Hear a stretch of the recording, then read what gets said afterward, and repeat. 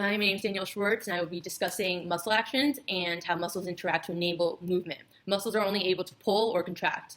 Because of this, no one muscle can achieve a movement.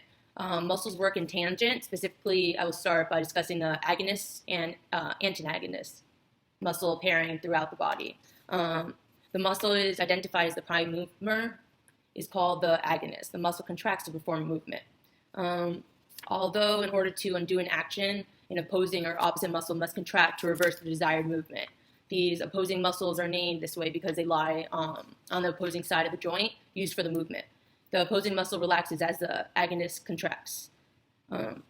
This opposing muscle is called the antagonist. Depending on the desired movement, the agonist and or antagonist muscle relationship can switch roles. The synergists are the muscles that help the prime mover to create the intended movement. These synergist muscles often aid the agonist by either adding more force or reducing unwanted movements. Fixator muscles are a type of synergist muscle that keeps a bone in place rather than engaging to produce the intended movement.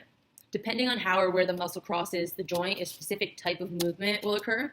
For example, looking at the arm and shoulder joint in the diagram, the muscle that is crossing the joint anteriorly, the pectoralis major, it contracts and will produce flexion of the arm at the shoulder.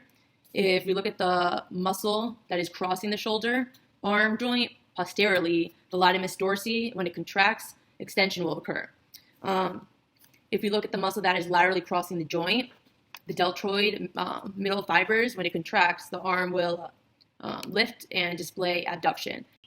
And lastly, the teres major, where to be contracted, crossing the joint on the medial side, adduction would occur.